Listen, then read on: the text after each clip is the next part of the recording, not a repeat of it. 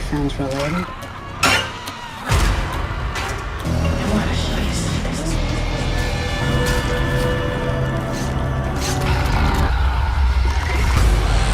I went to the house.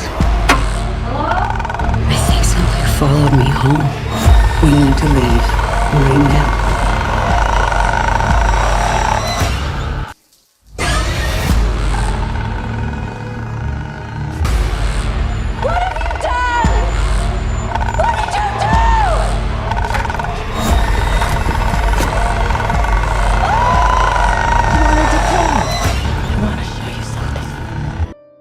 तो दोस्तों, स्वागत है आपका हमारे YouTube चैनल में। और आज की इस वीडियो में हम एक्सप्लेन करने जा रहे हैं द ग्रज 2020 मूवी को। ये मूवी फर्स्ट 3 ग्रज मूवी से बिल्कुल भी रिलेटेड नहीं है और इसकी स्टोरी लाइन भी थोड़ी सी अलग है।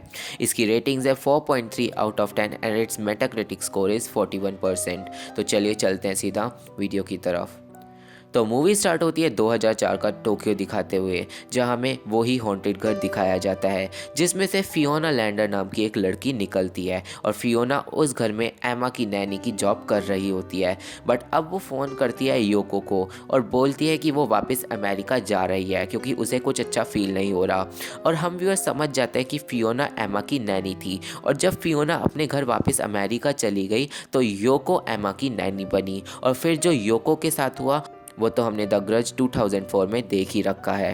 अब फियोना उस घर से निकलती है जहाँ पे उसे कायाको दिखती है और हम समझ जाते हैं कि जो कायाको है वो उसके पीछे पड़ी है और फियोना कर्स्ड है और वो अपने साथ अपना कर्ज अब अमेरिका वापस ले जाती है। अब फियोना वापस अपने घर पहुंचती है जो होता है क्रॉस रिवर पेंसिल्वेनिया में। वहाँ पे वो अपने घर पहुंचने के बाद अपने पति सैम और अपनी बेटी मेलिंडा से मिलती है। और यहाँ से सीन 2006 में शिफ्ट होता है जहाँ पे हमें एक सिंगल मदर को दिखाया जाता है जो होती है एक ऑफिसर और उसका नाम होता है ऑफिसर मल्डून। और उसके साथ होता है उसका एक बेटा जिसका नाम होता है बर्क। और जो मल्डून का पति था वो 3 महीने पहले ही कैंसर से मर गया था। अब ऑफिसर मल्डून अपने बच्चे को स्कूल छोड़कर काम पे जाती है जहाँ पे उसे डिटेक्टिव गुडमैन के साथ एक केस मिलता है। और अब ऑफिसर मल्डून और डिटेक्टिव गुडमैन जाते हैं केस साइट पे जहाँ पे उन्होंने एक कार डिस्कवर करी होती है जिसका एक्सीडेंट महीनों पहले हो गया था। और उसके अंदर उन्हें एक डेड बॉडी भी मिलती है जिसे देखने से ऐसा लग रहा था कि एक्सीडेंट के वक्त कार में उसके साथ कोई और भी था। अब जब उस डेड बॉडी की तलाशी ली जाती है तो आईडी वगैरह जब उसकी मिलती है तो पता चलता है कि उसका नाम था लॉर्ना मूडी। और उसके साथ एक एड्रेस भी मिलता है जो होता है क्रॉस रिवर पेंसिल्वेनिया के उसी घर का। और हम व्यूअर समझ जाते हैं कि ये जो एक्सीडेंट है लॉर्ना मूडी का वो उस घर से फियोना के घर से रिलेटेड है। और यहाँ पे ऑफिसर मल्डून को लैंडर्स केस के बारे में पता चलता है और डिटेक्टिव ऑफिसर से लैंडर्स केस को छुपाने की कोशिश करता है। और हम यहाँ व्यूअर समझ जाते हैं कि ये लैंडर्स केस उसी घर का केस है जहाँ पे फियोना सैम और मेलिंडा रहते थे।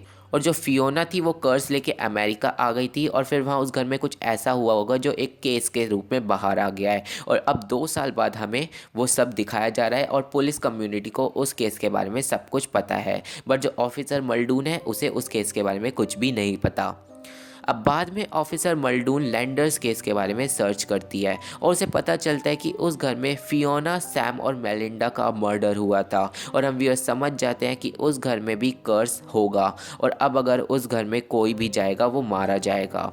अब एक पुलिस वाला आकर ऑफिसर मल्डून को बोलता है कि उस केस से दूर रहो। हम व्यूअर समझ पाते हैं कि पूरी पुलिस कम्युनिटी जो यहाँ पे है वो उस केस के बारे में जानती है बट पुलिस कम्युनिटी उस केस से दूर रहती है। ऐसा क्यों है हमें आगे पता चलेगा। बट ऑफिसर मल्डून को लगता है कि जो कार एक्सीडेंट उन्हें रिसेंटली ही मिला है वो उस घर से रिलेटेड है और इसलिए वो केस में और आगे बढ़ जाती हैं और वो जाती हैं उसी क्रॉस रिवर पेंसिल्वेनिया के घर में। अब ऑफिसर मल्डून को ये पता चलता है कि उस घर में अब रहता है एक ओल्ड कपल जिसमें वाइफ का नाम होता है फेथ मैथिसन और हस्बैंड का नाम होता है विलियम मैथिसन। अब वो उस घर में पहुंचती है जहाँ पे ऑफिसर मल्डून मिलती है फेथ से, जहाँ पे फेथ बहुत अजीब बिहेव करती है और मल्डून पे चिल्लाती भी है और बोलती है कि प्लीज़ मेरी मदद करो और यहाँ से मेरे को अकेला मत छोड़ो। और ऑफिसर मल्डून देखती है कि जो फेथ है उसकी उंगलियाँ कटी हुई हैं और खून बह रहा है। और अब मल्डून तुरंत ही हेल्प लेने के लिए जब भागती है, बट तभी उसे विलियम मैथिसन की, जो फेथ का हस्बैंड है, उसकी डेड बॉडी टीवी के सामने वाली चेयर पे मिल जाती है, जो पूरी तरह सड़ चुकी थी। और तुरंत ही ऑफिसर मल्डून एम्बुलेंस को बुलाती है।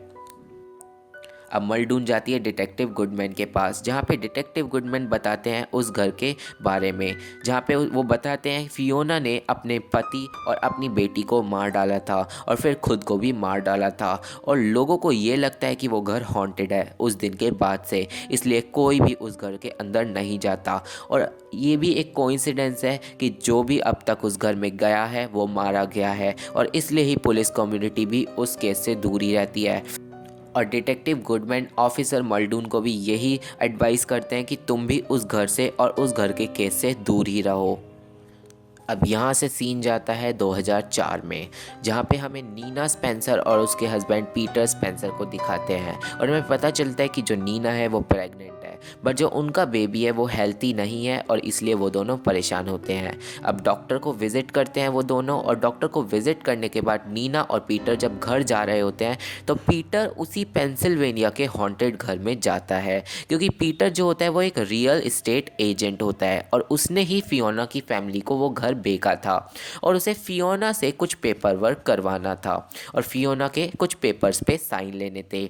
अब जब वो घर पहुंचता है तो वो घर में देखता है कि घर में कोई भी नहीं है, और इसलिए वो सोचता है कि घर अभी खाली है और सब लोग बाहर गए हुए हैं, और फिर वो अपने गाड़ी में बैठ के अपनी वाइफ के साथ वापस अपने घर चले जाता है। बट हम देखते हैं व्यूअर्स कि उस घर के बाथटब में से फियोना की एविल स्पिरिट निकलती है, और हम व्यूअर्स समझ जाते हैं कि जब पीटर ने उस घर के अंदर अपने कदम रखे तो वह घर ऑलरेडी कर्स्ड हो चुका था, और अब वो कर्स पीटर पे भी लग चुका है। अब पीटर और नीना अपने घर पहुंचते हैं और पीटर नहाने जाता है, जहाँ पे उसके बालों में से किसी का हाथ निकलता है, और रात को सोते वक्त भी फियोना की इविल स्पिरिट आ जाती है और उसे डरा देती है। अब नेक्स्ट डे फिर से पीटर उसी घर में जाता है ताकि वो सिग्नेचर ले सके और पेपर वर्क पूरा कर सके। अब पीटर उसी घर में पहुंचता है जहाँ पे उसे इस बार मेलिंडा मिलती है, और हम व्यूअर्स यहाँ समझ पाते हैं कि वो मेलिंडा नहीं है, वो मेलिंडा की स्पिरिट है। और अब मेलिंडा की नाक से खून निकलने लगता है, और पीटर समझता है कि वो बीमार है, और पीटर मेलिंडा को लेके घर के अंदर चले जाता है, जहाँ पे अब वो मेलिंडा के फादर को कॉल करता है। और हम व्यूअर्स पीछे देखते हैं कि मेलिंडा की नाक से बहुत सारा खून बहने लगता है, और तभी यहाँ से सीन कट हो जाता है और सीन फिर से 2006 में शिफ्ट हो जाता है, जहाँ पे हमें ऑफिसर मल्डून को दिखाते हैं, और ऑफिसर मल्डून फियोना की फैमिली के बारे में सर्च कर रही होती है, क्योंकि उसके साथ कुछ अजीब चीज़ें होना स्टार्ट हो गई थी। और अब जब मल्डून मुंह धोने जाती है तो फियोना की इविल स्पिरिट आ जाती है, और वो ऑफिसर मल्डून को डुबा कर मारने की कोशिश करती है, बट मल्डून किसी तरह बच जाती है। और मल्डून को अब डर लगने लगा था, क्योंकि उसके साथ काफ़ी अजीब चीज़ें हो रही थी। अब यहाँ से सीन 2005 में शिफ्ट हो जाता है, जहाँ पे हमें लॉर्ना मूडी को दिखाते हैं, जो जाती है पेंसिल्वेनिया के उसी घर में, जहाँ पे वो मिलती है फेथ और विलियम मैथिसन से। अब वो उस घर में पहुंचती है जहाँ पे विलियम बताता है कि उसकी वाइफ फेथ बहुत ज़्यादा बीमार है, और हम व्यूअर्स को यहाँ पे पता चलता है कि जो लॉर्ना मूडी है वो एक ऐसी कंपनी से होती है जो बूढ़े लोगों को उनकी परेशानी से दूर करके उन्हें शांति से मार डालते हैं। लॉर्ना बताती है कि हम फेथ के अंदर एक गैस डालेंगे जिससे वो 5 से 10 सेकंड में ही अनकॉन्शियस हो जाएगी और फिर मर जाएगी, और उसका सारा पेन दूर हो जाएगा।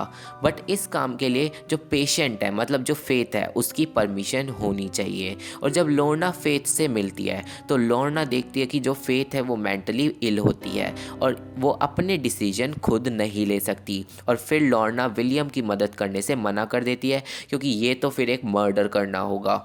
और जो विलियम होता है वो बहुत ज़्यादा परेशान होता है, और इसलिए लॉर्ना उनकी हेल्प करने के लिए कुछ दिन के लिए उसी घर में रुकने के लिए सोचती है। अब विलियम लॉर्ना को गेस्ट रूम में ले जाता है, और क्योंकि एक लॉर्ना एक अच्छी औरत होती है इसलिए वो उन दोनों की मदद करने का डिसाइड करती है। अब लॉर्ना मार्केट भी जाती है फेथ और विलियम का डिनर का सामान लेने, जहाँ पे उसे मेलिंडा की स्पिरिट का एहसास होता है। और अब जब लॉर्ना सामान लेके घर पहुँचती है तो वो देखती है कि घर के बाद एक इंसान खड़ा है जो घर को ही घूर रहा होता है। अब लॉर्ना घर में जाती है और वो विलियम को ये सब बताती है। और अब विलियम एक कॉल करता है और वो कॉल पे बोलता है कि वो लड़का फिर से यहाँ पे आ गया है। और जब लॉर्ना विलियम से पूछती है कि वो कौन है तो वो बताता है कि वो एक पुलिस वाला है जो हमारे यहाँ पे घर में शिफ्ट करने से पहले इसी घर में एक केस पे काम करता था। अब लॉर्ना उस केस के बारे में पूछती है और विलियम बताता है कि इस घर में मर्डर हुए थे और लॉर्ना फिर बहुत बुरी तरह चौंक जाती है। अब हमें उसी पुलिस वाले को कार में दिखाते हैं जिसके साथ होते हैं डिटेक्टिव गुडमैन और हमें पता चलता है कि वो पुलिस वाला डिटेक्टिव गुडमैन का ही एक पार्टनर है और उसका नाम है डिटेक्टिव विल्सन। अब कार में डिटेक्टिव गुडमैन विल्सन को मना करते हैं कि तुम बार बार उस घर में अब जाना बंद कर दो और जो तुम्हारे साथ हो रहा है तुम उससे एक ब्रेक लो और शायद वो जो तुम्हारे साथ हो रहा है वो रुक जाए। और तभी विल्सन खुद को गोली मार देता है और गोली उसके गाल को फाड़ डालती है और विल्सन मरता नहीं है बट उसका गाल पूरी तरह फट जाता है। और यहाँ से सीन फिर से 2006 में शिफ्ट हो जाता है जहाँ पे ऑफिसर मल्डून को डिटेक्टिव विल्सन के बारे में पता चलता है और उसे ये पता चलता है कि डिटेक्टिव विल्सन को अब एक पागल खाने में रखा जाता है। अब ऑफिसर मल्डून जाती है उसी साइकेट्रिक हॉस्पिटल में जहाँ पे वो डिटेक्टिव विल्सन से मिलती है और उसका चेहरा पूरी तरह बिगड़ा हुआ होता है क्योंकि उसने खुद को गोली मार ली थी। अब डिटेक्टिव विल्सन बताता है कि अगर तुम उस घर में गई हो तो वो कर्ज तुम्हारे को लग गया है और अब तुम उससे नहीं बच पाओगी। और तभी वो पागलों की तरह बिहेव करने लगता है। और जब मल्डून हॉस्पिटल से बाहर निकल जाती है क्योंकि वो डिटेक्टिव विल्सन के बिहेवियर से डर जाती है तो उसे हॉस्पिटल के अंदर से कुछ चिल्लाने की आवाज़ आती है। तो जब दोबारा ऑफिसर मल्डून हॉस्पिटल के अंदर जाती है तो वो देखती है कि डिटेक्टिव विल्सन ने अपनी आंखें फोड़ ली हैं और वो चिल्ला रहा होता है कि उसने आंखें तो फोड़ ली हैं पर वो स्पिरिट्स को अब भी देख सकता है। अब ऑफिसर मल्डून अपने ऑफिस वापस जाती है जहाँ पे वो डिटेक्टिव विल्सन के उस केस से टेप्स निकालती है जहाँ पे विल्सन ने फियोना के केस को इन्वेस्टिगेट करा था और अब वो उस टेप्स रिकॉर्डिंग को सुनना स्टार्ट करती है। और अब ऑफिसर मल्डून को पता चलता है कि जो डिटेक्टिव विल्सन है जब वो लैंडर्स केस को सॉल्व कर रहा था तो उसे जापान के उसी घर के बारे में पता चला था और उसे ये पता चला था कि जो भी उस जापान के घर में जाता है तो वो मारा जाता है। और डिटेक्टिव विल्सन ने जापान के डिटेक्टिव नाकागावा से भी बात करी थी और डिटेक्टिव नाकागावा ने डिटेक्टिव विल्सन को ये बताया था कि जापान का वो घर एक कर्स्ड घर है। और फिर डिटेक्टिव विल्सन को ये पता चला कि जो फियोना लैंडर थी वो भी जापान के उसी कर्स्ड घर में एज अ नैनी जॉब करती थी और वो अपने साथ वो कर्स अमेरिका ले आई और फिर उस कर्स ने फियोना को उसकी फैमिली का मर्डर करने पे मजबूर कर दिया। और अब इसी सब की वजह से जो फियोना लैंडर का घर है वो भी कर्स्ड है और अमेरिका में अब उस घर की वजह से जो भी हो रहा है वो उसी कर्स की वजह से हो रहा है। और अब ये सारी बातें ऑफिसर मल्डून को भी पता चलती हैं। अब सीन जाता है 2004 में जहाँ पे डिटेक्टिव विल्सन वही ऑडियो टेप रिकॉर्ड कर रहा होता है जो प्रेजेंट में अभी 2006 में ऑफिसर मल्डून सुन रही थी। और अब यहाँ पे डिटेक्टिव गुडमैन आ जाते हैं और वहाँ आकर वो डिटेक्टिव विल्सन को अपने साथ लंच पे ले जाते हैं। और अब लंच पे जो विल्सन है वो गुडमैन को सब कुछ बताता है जो उसके साथ हो रहा होता है और गुडमैन बोलता है कि तुम ज़्यादा ही उस केस में पढ़ रहे हो और अब तुम उस केस से एक ब्रेक ले लो और फिर शायद तुम्हारे साथ जो भी हो रहा है वो रुक जाए। बट यहाँ पे विल्सन बोलता है कि जो उसके साथ हो रहा है वो कभी नहीं रुकेगा और वो स्पिरिट्स भी कभी नहीं रुकेंगी। और जब वो कार में होते हैं तो फियोना की स्पिरिट वहां आकर विल्सन को बुरी तरह डरा देती है। और यहाँ से सीन फिर से 2006 में शिफ्ट हो जाता है जहाँ पे मल्डून डिटेक्टिव विल्सन की टेप सुनकर हटती है और फिर वो जब रूम से निकलती है तो वो देखती है कि उसके पीछे एक और आदमी रूम से निकला है और वो घबरा जाती है क्योंकि रूम में तो वो अकेली थी। अब वो जाकर सिक्योरिटी कैमरा चेक करती है जिसमें उसे सैम लैंडर दिखता है जो फियोना का पति था। और तभी लाइट चली जाती है और सैम लैंडर्स की स्पिरिट वहां आ जाती है और वो ऑफिसर मल्डून को बुरी तरह डरा देती है। और अब ऑफिसर मल्डून को यकीन होने लगता है उस कर्स वाली बात पे और वो बहुत ज़्यादा घबराने लगती है। अब वहाँ पे सिक्योरिटी गार्ड आ जाता है और जब वो बताती है कि उसने सैम लैंडर्स को देखा तो सिक्योरिटी गार्ड उसकी बात को नहीं मानता और कैमरे में जो रिकॉर्डिंग थी वो भी अब चेंज हो गई थी और इसमें सैम लैंडर्स नहीं था।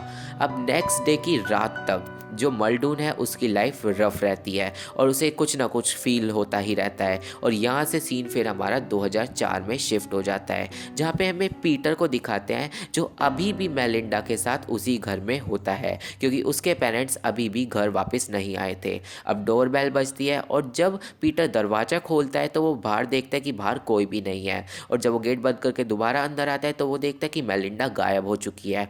और अब पीटर मेलिंडा को ढूंढते ढूंढते ऊपर के फ्लोर पे चले जाता है, जहाँ पे बाथरूम में उसे मेलिंडा की सड़ी हुई डेड बॉडी मिलती है। और अब वो भागता है, बट तभी फियोना की इविल स्पिरिट आ जाती है और उसे पोजेस कर लेती है। अब पीटर घर पहुंचता है जो पोजेस हो चुका था पूरी तरह, जहाँ पे वो तुरंत ही सबसे पहले नीना को कैंची से भौंककर मार डालता है और फिर वो खुद को बाथटब में डुबाकर मार डालता है, और पीटर और नीना इस तरह मारे जाते हैं। और फिर यहाँ से सीन 2005 में शिफ्ट होता है, जहाँ पे हमें लॉर्ना को दिखाते हैं जो विलियम और फेथ के लिए डिनर बना रही होती है, और जो विलियम है वो फेथ को खाना खिला रहा होता है। और यहाँ विलियम बताता है कि नेक्स्ट मंथ उनकी शादी को 50 साल हो जाएंगे। अब रात होती है और लॉर्ना को कुछ आवाज़ें सुनाई देती हैं, और जब लॉर्ना फेथ के रूम में जाके चेक करती है तो देखती है कि फियोना की स्पिरिट फेथ के ऊपर तुरंत ही आ जाती है और वो लॉर्ना को डरा देती है। और फिर ये सारी बातें वो विलियम को बताती है कि उसने फियोना की स्पिरिट देखी, और विलियम बोलता है कि उसे ये सब पहले से ही पता है और उसने ये घर जानबूझ के खरीदा है। अब विलियम बताता है लॉर्ना को कि जैसे ये घर है, ऐसी जो जगहें होती हैं इस घर के जैसी, इनके अंदर की जो दीवारें होती हैं हमारी दुनिया के बीच में और स्पिरिट वर्ल्ड के बीच में, वो बहुत ज़्यादा कमज़ोर हो जाती हैं, और इसलिए ही जो इस घर का जो टाइम है वो थोड़ा अलग चलता है। इस घर में सब कुछ ही बिल्कुल कनेक्टेड है इसके पास्ट से और इसके फ्यूचर से, और इसलिए ही जो लोग इस घर में आएंगे या फिर जो लोग इस घर में आ चुके हैं वो एक दूसरे से कनेक्टेड हैं। और विलियम ने यह घर इसलिए ही ख़रीदा है ताकि जब उसकी वाइफ फेथ की डेथ हो जाए तो उसकी जो स्पिरिट है वो इस घर में उसी के साथ रह सके। और फिर ये लॉर्ना ये सब सुनकर थोड़ी डर जाती है और वो अगली सुबह ही अपना सामान पैक करके वहाँ से जाने लगती है। बट वो देखती है कि सुबह सुबह फेथ ने विलियम को बहुत बुरी तरह मार डाला है, और फेथ अपनी ही उंगलियां काट रही होती है, और ये सब देखकर जो लॉर्ना है वो बहुत बुरी तरह डर जाती है और वो तुरंत ही भागती है। अब वो रास्ते में एक खाली रोड से निकलती है जहाँ पे उसकी कार में सैम लैंडर की इविल स्पिरिट आ जाती है और उसकी कार का एक्सीडेंट हो जाता है और उसकी कार जंगलों में जाके क्रैश हो जाती है, और लॉर्ना भी बुरी तरीके से कार एक्सीडेंट में मारी जाती है। और कुछ महीने बाद ऑफिसर मल्डून और डिटेक्टिव गुडमैन को लॉर्ना की बॉडी मिलती है सड़ी हुई, और ये वही सीन है जो हमने मूवी की स्टार्टिंग में देख लिया था। अब वापस हमें ऑफिसर मल्डून पे सीन ले जाया जाता है जहाँ पे डिटेक्टिव गुडमैन मल्डून को गुस्सा कर रहे होते हैं कि तुम उस केस को ड्रॉप कर दो और उस केस से दूर रहो। बट अब ऑफिसर मल्डून कुछ नहीं कर सकती थी क्योंकि अब तो वो उस केस में पूरी तरह फंस चुकी थी। और फिर हमें एक हॉस्पिटल का सीन दिखाया जाता है जहाँ पे फेथ को दिखाते हैं जो सीढ़ियों से कूदकर अपनी जान दे देती है, और फिर ये फेथ की डेथ की खबर ऑफिसर मल्डून को भी पता चलती है। अब रात होती है और जब ऑफिसर मल्डून सो रही होती है तो उसे अपने घर में कुछ आवाज़ें आती हैं और वो अपना पूरा घर चेक करती है, बट उसे कोई भी नहीं मिलता। बट उसे बीच में सैम लैंडर की स्पिरिट आकर ज़रूर डरा देती है, जिसे देखकर वो थोड़ी डर जाती है। अब ऑफिसर मल्डून बाहर जाके स्मोक करती है और फिर से बाहर उसे घर के अपने सैम लैंडर की स्पिरिट दिखती है, और जिसे देखकर वो बहुत ज़्यादा डर जाती है और वो अपने घर में भागती है। फिर उसे अपने बेटे की बुलाने की आवाज़ आती है, और जब वो बर्ग के रूम में जाके देखती है तो बर्ग को सो रहा होता है, और वो बर्ग को अपने पास बुला लेती है क्योंकि उसके घर में अजीब चीज़ें होना स्टार्ट हो गई थी। बट जैसे ही बर्ग उसके पास आता है तो वो बर्ग की जगह अचानक ही वहाँ पर मेलिंडा होती है, और फिर से बहुत ज़्यादा बुरी तरीके से ऑफिसर मल्डून डर जाती है।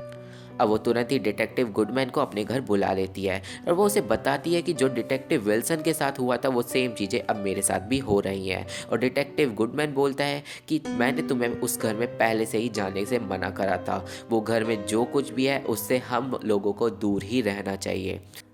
अब नेक्स्ट सीन में हमें मल्डून को अपने बेटे के साथ दिखाया जाता है जो कार में उसी घर की तरफ जा रही होती है और मल्डून बोलती है कि उसे ये सब किसी तरह रोकना ही होगा और फिर वो दोनों उसी घर पे पहुंचते हैं जहाँ पे ऑफिसर मल्डून अपने बेटे को बोलती है कि तुम कार से बिल्कुल मत निकलना और वो उससे प्रॉमिस लेती है।